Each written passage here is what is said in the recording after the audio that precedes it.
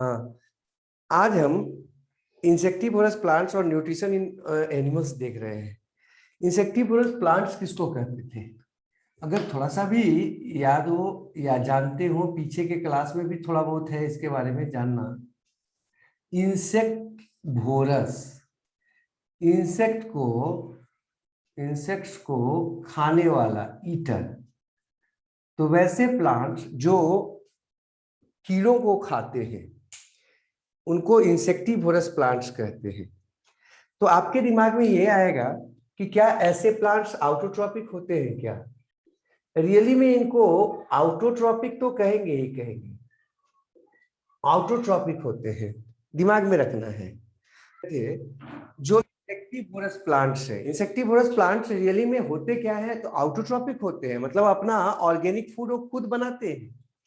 लेकिन इनके साथ समस्या क्या होता है कि जिस जगह पर ये रहते हैं उस जगह पर या उस मिट्टी में नाइट्रोजन की कमी होती है सामान्यतः। तो नाइट्रोजन की उस कमी को पूरा करने के लिए ये क्या करते हैं, ये बाहर से नाइट्रोजन लेना चाहते हैं। और अधिकांश प्लांट्स जो है, नॉर्मल जो प्लांट्स है, वो कभी भी एटमॉस्फेयर में से नाइट्रोजन नहीं ले सकता है। तो एटमॉस्फेयर में से नाइट्रोजन नहीं लेगा, जब भी लेना होगा तो उसको सॉइल से लेना पड़ेगा, और सॉइल में नाइट्रोजन काफी कम है। तब ये क्या करते हैं, अपने आप में मॉडिफिकेशन लाते हैं, अपने लीफ में मॉडिफिकेशन लाते हैं, अपने रूट्स में मॉडिफिकेशन। अलग अलग तरह के प्लांट्स हैं, जिसे ब्लैडर वाला जो बता रहे थे वो रूट में आपका लाता है परिवर्तन। तो ये अपने बॉडी में, बॉडी पार्ट्स में परिवर्तन लाते हैं। इससे फायदा क्या होता है कि एक मॉडिफिकेशन हो जाता है उनके स्ट्रक्चर, एक नया मॉडिफाइड स्ट्रक्चर बन जाता है उनके बॉडी में, और वो उनको ट्रैप करने में, पकड़ने में मदद करता है इंसेक्ट्स को या छोटे एनिमल्स को, जानवरों को। उन जानवरों को ये क्या करते हैं, अपने लीफ के अंदर या कुछ और हिस्से पर में, रूट वगैरह में, उनको ये डाइजेस्ट करते हैं। और डाइजेस्ट करके जो भी आपका उसमें, चूंकि हम पढ़ चुके हैं, पीछे भी आपको हम बताए थे कि एनिमल जो होते हैं उनके बॉडी का मेजर पार्ट्स जो होता है प्रोटीन का बना होता है, जबकि प्लांट्स के मेजर पार्ट्स जो है बॉडी का, वो बना होता है आपका किसका? वो बना होता है सेलुलोज का। तो ये क्या करते हैं, उस प्रोटीन को आराम से जो है ना डाइजेस्ट कर लेते हैं, और उसको अमोनिया के रूप में या नाइट्रोजन कंपाउंड के, छोटे कंपाउंड के रूप में उसको उपयोग कर लेते हैं। और वो जो पानी का, सॉरी, नाइट्रोजन का जो कमी है सॉइल का, वो उसको पूरा कर लेते हैं। तो रियली में इंसेक्टिवोरस प्लांट्स जो है ना, वो हेटेरोट्रॉपिक नहीं कहे जा सकते, क्योंकि केवल और केवल वो कीटनाशक, कीटों को ही नहीं खाते, बल्कि वो फोटोसिंथेसिस करते हैं, ग्रीन होते हैं।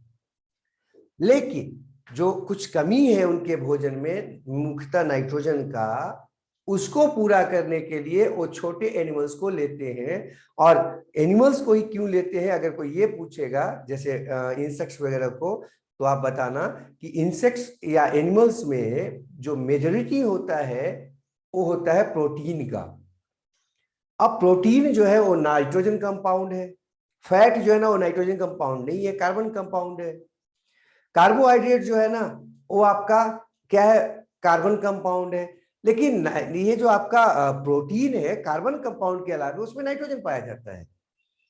आपके बॉडी में नाइट्रोजन का जो है अमीनो एसिड, नाइट्रोजन कंपाउंड, वो मुख्यतः प्रोटीन बनाने में यूज होता है।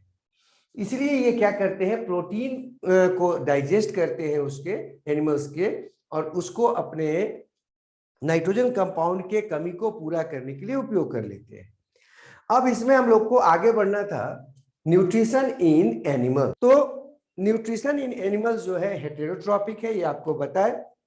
अर्थात जो एनिमल्स होंगे वो अपने भोजन के लिए, ऑर्गेनिक फूड के लिए हमेशा दूसरे पर निर्भर करते हैं, चाहे तो दूसरे एनिमल से लेंगे हो या दूसरे ऑर्गेनिज्म से, जैसे प्लांट्स है या कोई और है।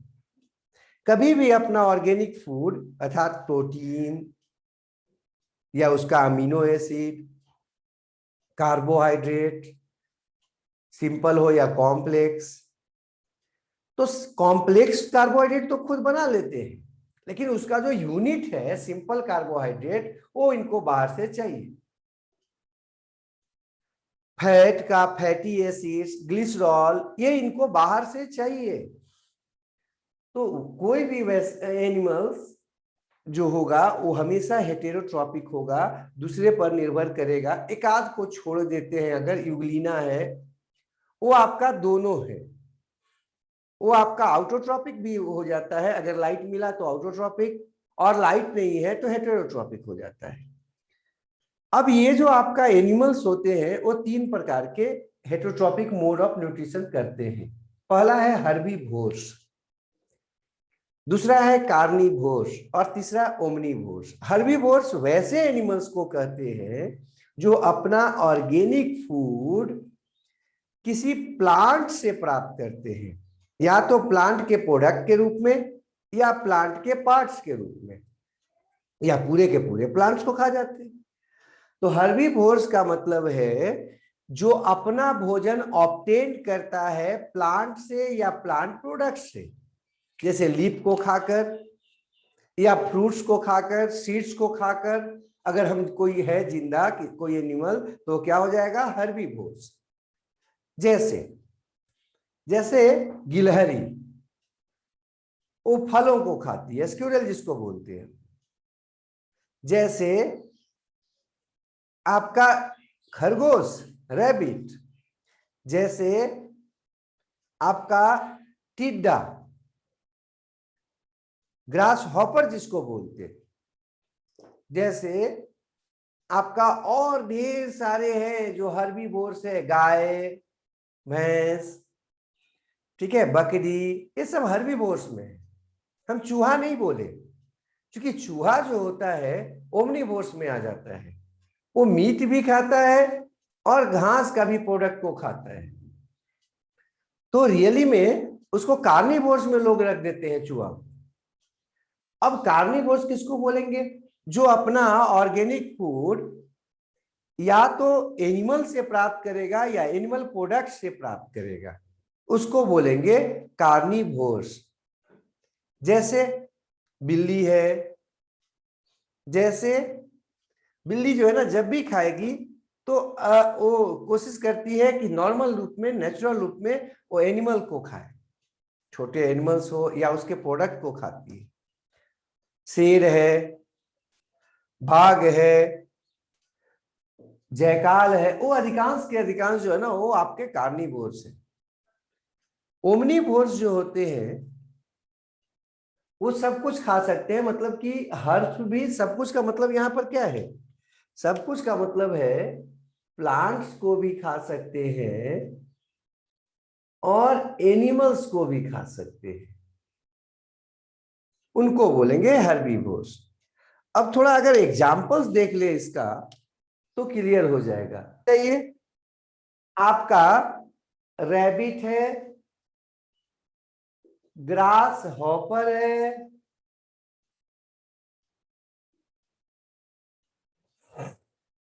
गोट है, कैटल है, ईटीसी कर लेते हैं। ये सब के सब हर्बीवोर्स है। ये क्या करते हैं? Obtain their organic food from plants और देयर प्रोडक्ट्स। डायरेक्ट प्लांट से प्राप्त करते हैं या उसका जो प्रोडक्ट्स होता है उससे प्राप्त करते हैं।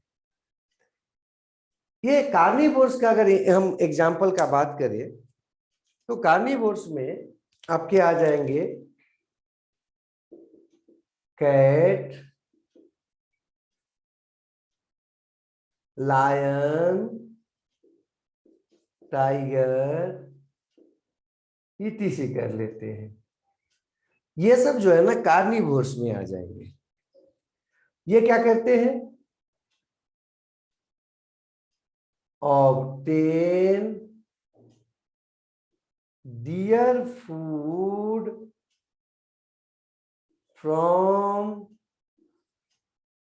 एनिमल्स और दियर प्रोडक्ट एनिमल या उसके प्रोडक्ट से प्राप्त करते हैं। लेकिन अगर ओमनीवोर्स है तो इसमें सबसे पहले तो हम लोग मैन को रख लेते हैं, रैट को भी इसमें रख सकते हैं, इटीसी कर लेते हैं। ये आपका दोनों से प्राप्त करते हैं। Obtain their organic food, food मतलब यहां पर ऑर्गेनिक कंपाउंड बात कर रहे हैं, from plants as well as animals, दोनों से, तो उसको बोलेंगे ओमनीवोर्स। ऐसे भी आप गाड़ी देखे होंगे, गाड़ी है मारुति का ओमनी, पहले चलता था, अब तो उस पर रोक लगा दिया गया है। ओमनी जो है ना बहुत लोकप्रिय हुआ था। इवन वो जो है ना इसलिए ज्यादा लोकप्रिय हुआ, उसमें एक खासियत था कि वो एक तरह से ऑलराउंडर था गाड़ी। ऑलराउंडर का मतलब किसी भी रूप में आप यूज कर लो, पर्सनल गाड़ी के रूप में, भाड़ा वाला गाड़ी के रूप में बना लो, हाँ, और तो और एम्बुलेंस के रूप में उसको कन्वर्ट कर दो, और तो और उसमें जो है ना वो रेस्टोरेंट खोल लो। कई लोग उसमें चाउमीन है, बर्गर, पिज्जा, ये सब उसमें बेचते, तो एक तरह का रेस्टोरेंट हो गया चलता फिरता। और तो और सामान कहीं ले जाना है, उसमें लादिए लेके चले जाइए, इसलिए उसका नाम ओमनी पड़ा। ओमनी का मतलब सब कुछ करने वाला, और इसीलिए वो लोकप्रिय हुआ। तो आज भी हम आप लोगों को बार बार कहते हैं कि स्टूडेंट को खेलना चाहिए, स्टूडेंट को थोड़ा हरकत करना चाहिए, क्योंकि आज नहीं करेंगे तो फिर कब करेंगे, बुढ़ापा में थोड़ी करेंगे।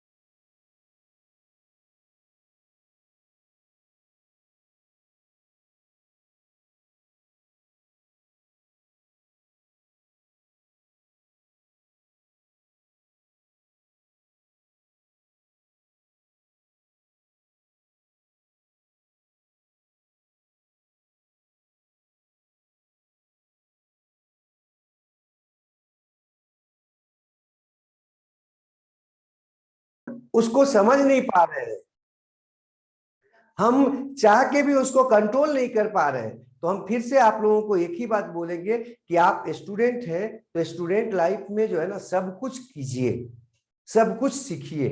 घर में अगर गांव में है तो घर में थोड़ा खेती करना भी जान गए, थोड़ा माँ पिताजी के साथ जो है ना वो हाथ बटाएं। अब बताओ, गार्जियन से आपका बात होता है और गार्जियन बड़ी प्रेम से ये बात कह देते हैं कि हमारा बच्चा जो है कंप्यूटर पे गेम खेलता है, हमारा बच्चा जो है पबजी खेलता है, ये ठीक नहीं है। उससे उससे दो तीन चीज है, दो तीन समस्या है एकदम उत्पन्न होगा ही होगा। एक तो चिड़चिड़ापन, अपने गार्जियन या किसी से भी बात करने में आप हमेशा रूखा जैसा व्यवहार करोगे, हमेशा लड़ने का मन करेगा, क्योंकि उसमें जो है ना पबजी वगैरह जो दिखाता है या और जो भी गेम है, उन सब गेमों में करता क्या है भाई, वो मारपीट और इरिटेशन का बात है, प्लस एक ऐसा माहौल बनाता है कि आप मानसिक रूप से तनाव में रहेंगे। आपको इस बात का दुख होगा कि हम दीवार तड़प नहीं पाए, गोली मार दिया। अब ये बात जो है ना आप अपने जीवन में लगाओगे तो घर में भी टेंशन, माँ बाप से ठीक से बात नहीं होगा, भाई बहन से ठीक से बात नहीं होगा, तो घर में भी समस्या, समय भी बर्बाद किए आप। सबसे इंपॉर्टेंट तो समय है विद्यार्थियों के पास। 24 घंटा आपको भी मिला है, 24 घंटा बगल वाले को भी मिला है। बगल वाला 24 घंटा में से अगर 10 घंटा जो ना नया चीज सीखने में लगाता है, नई नई आइडिया लाता है, कैसे जो है ना हमको करना चाहिए कि हम हमारा याददाश्त बढ़े, क्या करना चाहिए कि हमारा शारीरिक वृद्धि हो, क्या करनी चाहिए कि हम जो है ना सबसे आगे रहें, और आप जो है ना अपने समय को लगा रहे हैं कोचिंग में भाई, पबजी में, कंप्यूटर गेम में, या कुछ और करने में। तो आप सबको हम एक ही चीज बोलेंगे कि कंप्यूटर पे गेम खेलना एक लत है, एक आदत है, और वो लत शायद हीरोइन या जो ड्रग्स होता है लेते हैं लोग, हीरोइन है, निकोटीन है जो कि आपका सिगरेट बीड़ी वगैरह में होता है, चाय है, इन सब लतों से ज्यादा खतरनाक है कंप्यूटर पे गेम खेलना या मोबाइल पे गेम खेलना। हम लोग आपको समझा सकते हैं, कर सकते हैं, आपको जो है ना ये बात 25 के बाद समझ में आनी शुरू होगी। अगर आप आज मान लेते हो तो आज आप 25 साल की उम्र के हो गए, मतलब कि समझदार हो गए। और अगर नहीं मानते हो तब तो फिर समय आपका है, 24 घंटा है, सीखने में बर्बाद करो या झूठ मूठ का कंप्यूटर पे जो है ना ठाए ठाए करते रहो, मारते रहो और पिटाते रहो। हाँ, आप कहीं वॉलीबॉल खेलो, बैडमिंटन खेलो। आज ठीक है शहरों में हम रह रहे हैं, जगह कम है, आप उसको रोड पे खेल सकते हैं जहां पर अभी गाड़ियां नहीं चल रही हैं, अगल बगल के खाली प्लॉट में खेल सकते हैं, उछल सकते हैं आप, हाँ, व्यायाम कर सकते हैं आप, सपाटा मार सकते हैं आप। लेकिन आपको तो क्या है, पबजी खेलना है। खैर छोड़िए, उसमें पैसा भी जाएगा, समय भी जाएगा और बहुत कुछ जाएगा। आपको क्या करना है, क्या सोचना है, ये आप सोचो।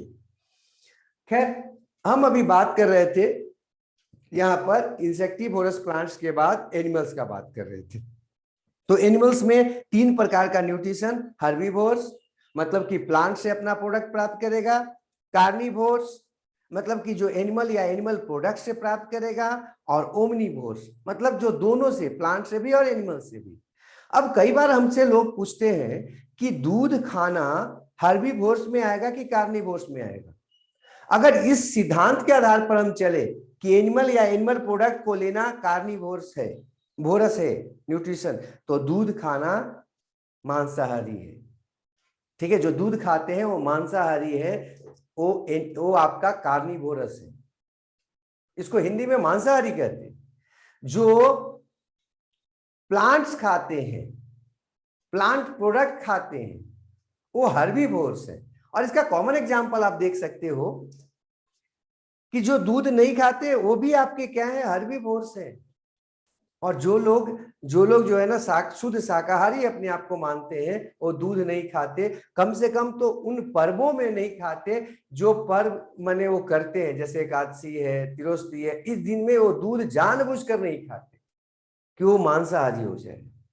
खैर उसको छोड़ देते, हम और आगे बढ़ते। कुछ लोग हमको बोलते हैं कि अंडा शाकाहारी है कि मांसाहारी है।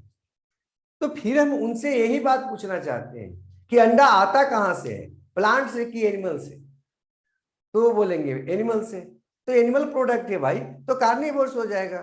कई बार लोग हमको बोलते हैं फार्म का अंडा जो होता है ना वो फल होता है। फल होता है तो किसी प्लांट से आता है क्या? एनिमल का प्रोडक्ट है, एनिमल का उसमें सेल्स है, एनिमल का उसमें मीट है या फैट है, प्रोटीन्स है, तो फिर वो आपका कैसे वो फल हो जाएगा भाई? स्टार्च उसमें नहीं है, ग्लाइकोजन है। एनिमल का सारा जो है ना उसमें ऑर्गेनिक कंपाउंड्स है, तो कैसा हो जाएगा? वो भी कार्निवोर्स में आएगा। तो चाहे तो घर का अंडा हो, मतलब देहाती अंडा हो, या फिर आपका वो फार्म हाउस का हो, आपके लिए वो क्या है, मांसाहारी ही है। और अधिकांश लोग हमसे कई बार लोग पूछते हैं कि सर शाकाहारी खाना अच्छा है कि मांसाहारी अच्छा है, इन सबका बात हम करना चाह रहे हैं।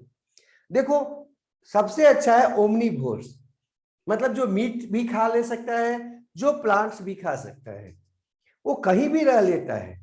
लेकिन ये तो उसको जीने में मदद करता है, एडेप्टेशन में मदद करता है, सबसे अच्छा कहीं भी जी सकता है। आज मनुष्य अगर राज कर रहा है इस पूरे संसार पर, तो ओमनीवोर्स होने के कारण वो एनिमल से भी अपना प्रोडक्ट प्राप्त करता है, प्लांट से भी अपना प्रोडक्ट प्राप्त करता है, मतलब अपना भोजन प्राप्त करता है। लेकिन समस्या क्या होता है कि कहीं ना कहीं एनिमल का जो आपका प्रोडक्ट्स होते हैं उसमें कॉम्प्लेक्सिटी ज्यादा होता है, उसको डाइजेशन करना ज्यादा मुश्किल होता है, या पूरी तरह से वो डाइजेस्ट नहीं हो पाता है। इसलिए एनिमल से जो प्रोडक्ट लेते हैं उनको आगे चल के उम्र बढ़ने पर डाइजेशन का प्रॉब्लम होता है, यूरिक एसिड बढ़ जाएगा, शरीर में जहां तहां दर्द होने लगता है, लीवर या किडनी का समस्या होगा, हार्ट का अगर प्रॉब्लम होगा, तो उनको अंत में कार्निवोर से हर्बीवोर्स होना पड़ता है। कई बार हमसे लोग पूछते हैं कि सामान्य रूप से क्या खाना चाहिए लोगों को, तो हमारा ये कहना है कि आप ये समझ लो कि किसी को हार्ट अटैक हो जाए, किसी को बुखार हो जाए, किसी को क्या हो, डायरिया हो, डॉक्टर क्या खाने के लिए बोलता है? जो डॉक्टर आपको ये बोलता है कि मीट मछली खाओ, वो आपको खाने के लिए क्या बोलता है? हार्ट अटैक हुआ है किसी को, तो वो क्या खाए, मीट खाए या फ्रूट्स खाए? तो डॉक्टर जो है ना उसमें बोलता है कि आप जो है ना फ्रूट्स खाइए, मीट मत खाइएगा, खास करके रेड मीट मत खाइएगा। अगर खाइएगा तो चले जाइएगा, अगला तुरंत हार्ट अटैक हो जाएगा। फिर किसी में कोलेस्ट्रॉल की मात्रा बढ़ गई है, डॉक्टर सबसे पहले मना करता है मीट मत खाइएगा। किसी के बॉडी में यूरिक एसिड की मात्रा बढ़ गई है, ये कॉमन रोग हो गया है आजकल, ग्वाइटर बोल रहे हैं, वो गाउट है ना, गठिया जिसको बोलते हैं। यूरिक एसिड बढ़ने से धीरे धीरे गठिया हो जाता है, इवन किडनी पे भी असर होता है। तो अगर कोई आपसे बोले कि से आपको यूरिक एसिड बढ़ गया है तो क्या खाना है भाई, डॉक्टर से पूछना, तो बोलेगा सबसे पहले मीट हटा दीजिए। तो जरा सोचो, हमारा शरीर अगर नॉर्मल काम नहीं कर पाता है तो हमको मीट नहीं खाना है, तो अगर हम पहले ही मीट को हटा दें तो हमारा बॉडी क्या होगा, एबनॉर्मल होने की संभावना काफी कम हो जाएगा। इसीलिए हमसे अगर लोग पूछे कि बायोलॉजी के अनुसार कौन सा खाना सबसे अच्छा है, तो हम तो यही बोलेंगे प्लांट या उसके प्रोडक्ट को खाना सबसे अच्छा है। क्यों? क्योंकि एनिमल के जो प्रोडक्ट्स होते हैं हम पूरी तरह से उसका उपयोग नहीं कर पाते हैं, और हमारे शरीर में अगर थोड़ा बहुत भी विकृति हो तो वो बढ़ जाता है, थोड़ा बहुत भी अगर कोई समस्या हो तो काफी बड़ा हो जाता है वो। जबकि एनिमल प्रोडक्ट से ऐसा रिएक्शन आता है, लेकिन प्लांट प्रोडक्ट से ऐसा कोई रिएक्शन नहीं आता। आपको जो है ना कोई भी समस्या है, डॉक्टर कभी नहीं बोलता है कि आप सब्जी हरा मत खाइए। कुछ भी हो जाए, आपको आंख का प्रॉब्लम है, नाक का प्रॉब्लम है, कान का प्रॉब्लम है, इवन अभी जो वर्तमान में कोरोना प्रॉब्लम है, कोरोना का प्रॉब्लम है, डॉक्टर आपको बोलता है आप क्या कीजिए, ग्रीन वेजिटेबल्स लीजिए, आप क्या कीजिए, पौष्टिक भोजन लीजिए। ये आपको नहीं बोलता कि आप मीट मारिए, क्योंकि आपको डायरिया अगर हो गया, मीट मारिएगा तो जल्दी से ऊपर चल जाइएगा परमानेंट। तो खैर हम ये बोल रहे थे हर्बीवोर्स क्या था, कार्निवोर्स क्या था, ओमनीवोर्स क्या था। तो आगे पढ़ना है, उसमें है different steps in the process of nutrition in animals. तो हम लोग शुरू करते हैं न्यूट्रिशन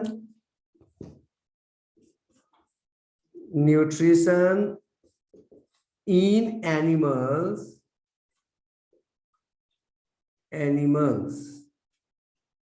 involve following steps।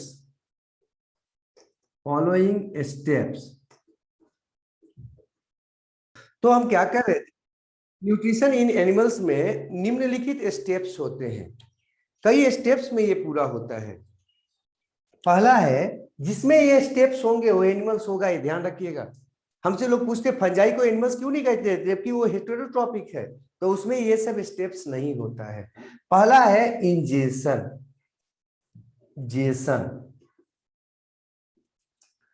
दूसरा है डाइजेशन। डाइजेशन, ठीक है। सेकंड जो स्टेप्स है आप में न्यूट्रिशन का, उसको हम कहते डाइजेशन, ध्यान रखिएगा, digestion.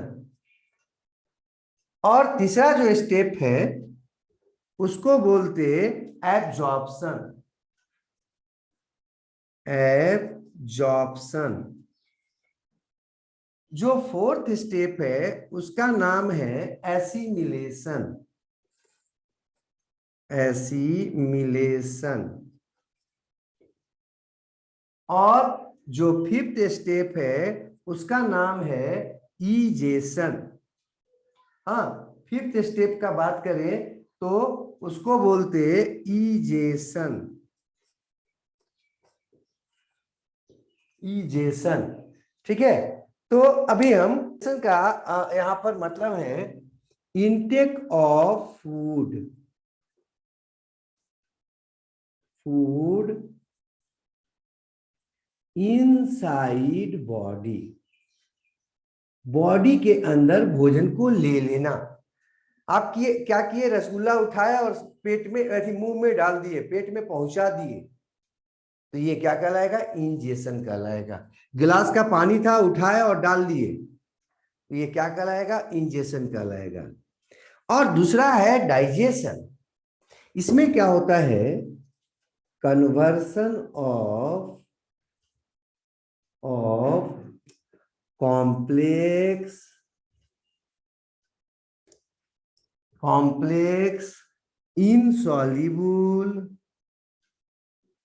insoluble food materials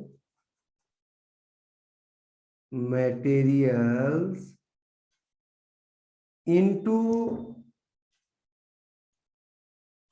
soluble simple form।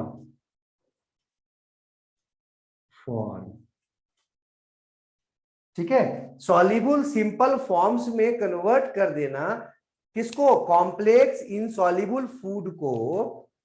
हाँ, जो आपका एब्जॉर्ब नहीं हो सकता है, उसको एब्जॉर्ब हम नहीं कर सकते हैं, उसको क्या करना, कन्वर्ट कर देना किसमें, स्मॉल सॉल्युबल या सिंपल कंपाउंड के रूप में। इसको कहते हैं क्या बाबू, डाइजेशन।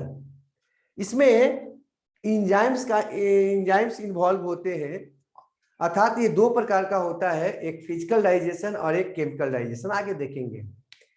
एब्जॉर्प्शन का बात करते हैं। एब्जॉर्प्शन में क्या होता है,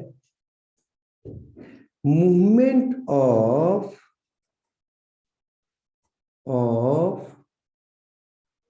simple soluble food form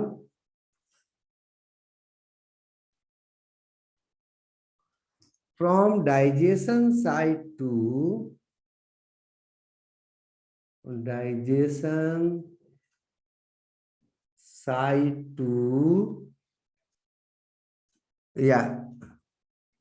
body fluid।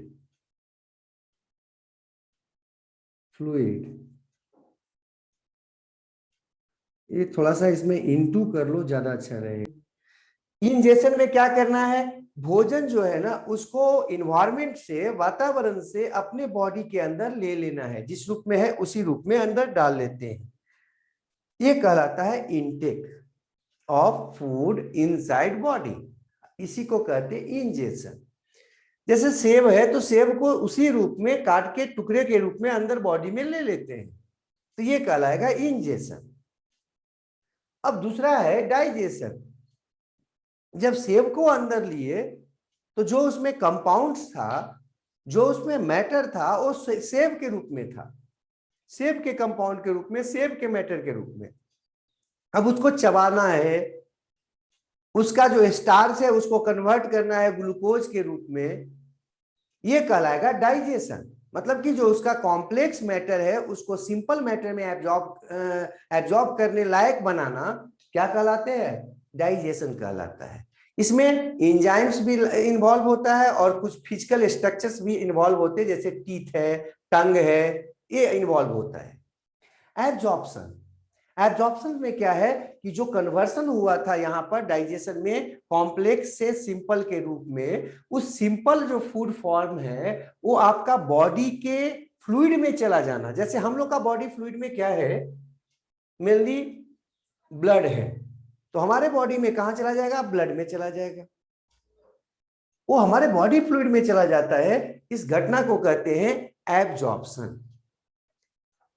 उसके बाद डाइजेशन साइट से, जहां पर डाइजेशन हुआ था ना, वहां से वो चला जाएगा हमारे बॉडी में। जैसे हम लोगों में डाइजेशन साइट क्या है? गट है। लेकिन अगर अमीबा का बात करें तो उसमें डाइजेशन साइट होता है उसका फूड वैक्यूल। ठीक है, और भी है कई डाइजेशन साइट। जैसे अगर हम हाइड्रा का बात करें तो उसका डाइजेशन साइट जो है वो आपका उसका बॉडी के अंदर में जो जगह होता है जिसको हम लोग सिलेंट्रियन कहते हैं या गैस्ट्रो इंटेस्टिनल रीजन कहते हैं।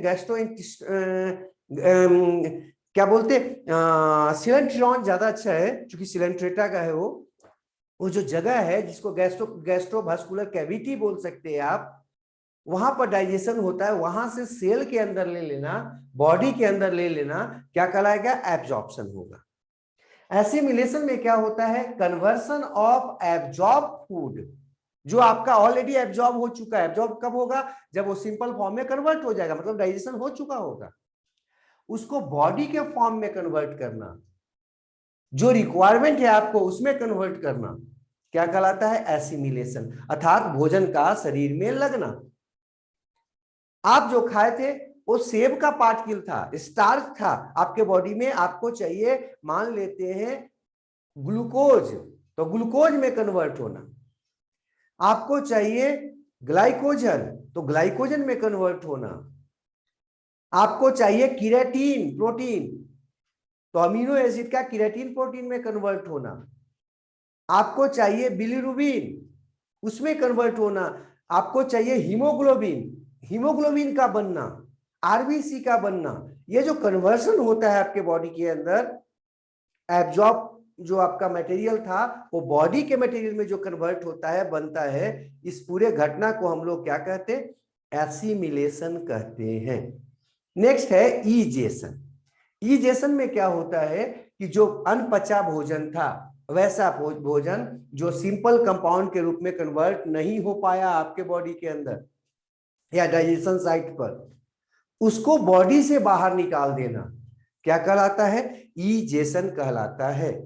तो ये कुछ एक था किसमें? एनिमल के न्यूट्रिशन में।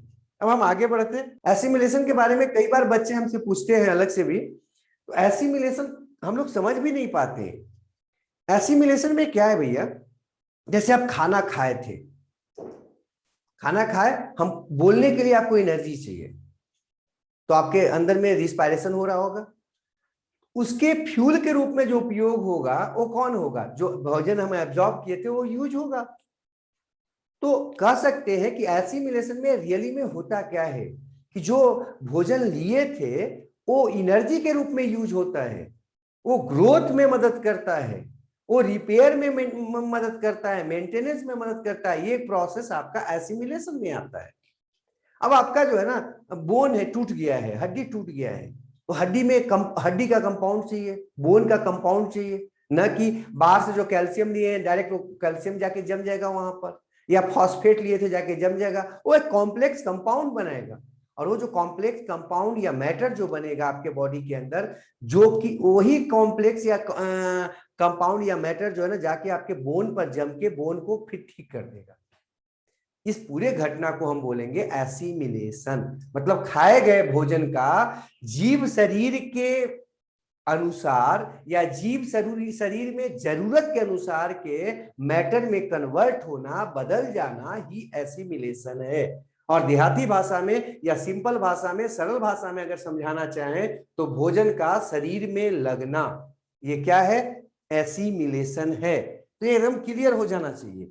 अब हम कुछ एनिमल्स में कैसे न्यूट्रिशन होता है उसका बात करें कि न्यूट्रिशन इन डिफरेंट एनिमल्स जो है ये चाहे सिंपल में हो चाहे कॉम्प्लेक्स में हो, मतलब कि मल्टी सेलुलर हो या यूनिसेलुलर हो, सब में डाइजेशन का जो एंजाइम होता है सेम होता है। जैसे कार्बोहाइड्रेट का जो है ना वो डाइजेशन करना है, तो कार्बोहाइड्रेट का जो डाइजेशन करना है वो या तो अमीबा हो या मनुष्य हो, बीच में और भी ढेर सारे एनिमल्स है। मनुष्य जो ह्यूमन बीइंग है सबसे एडवांस और टॉप मोस्ट पे पाया जाने वाला एनिमल है। इससे एडवांस कोई एनिमल अभी वर्तमान में नहीं है इस संसार में। और सबसे नीचे का अगर एनिमल का हम बात करें तो आता है अमीबा। तो अमीबा से शुरू करें हम और अगर मनुष्य तक जाएं, मतलब कि बॉटम से शुरू करें टॉप तक जाएं, तो किसी में भी अगर डाइजेशन होना होगा कार्बोहाइड्रेट का तो जो डाइजेस्टिव एंजाइम्स है वो सेम रहेगा। तो इस बात को ध्यान रखिएगा कि सिंपल एनिमल जो है वो आपका उनमें हो डाइजेशन या किसी भी कॉम्प्लेक्स या एडवांस एनिमल में डाइजेशन हो, सब में एंजाइम सेम होता है। लेकिन इससे हम आगे बढ़े, हम अंतर कहां पर होता है? क्योंकि सिंपल है मतलब यूनिसेलुलर है तो डाइजेशन उसमें कहां होता है? Inside cell. और इसमें जो होता है ना पार्टिकुलर एक स्ट्रक्चर में होता है, उस स्ट्रक्चर का नाम अलग अलग हो जाता है। किसी में गैस्ट्रोवास्कुलर कैविटी बोलते हैं, किसी में गट बोलते हैं।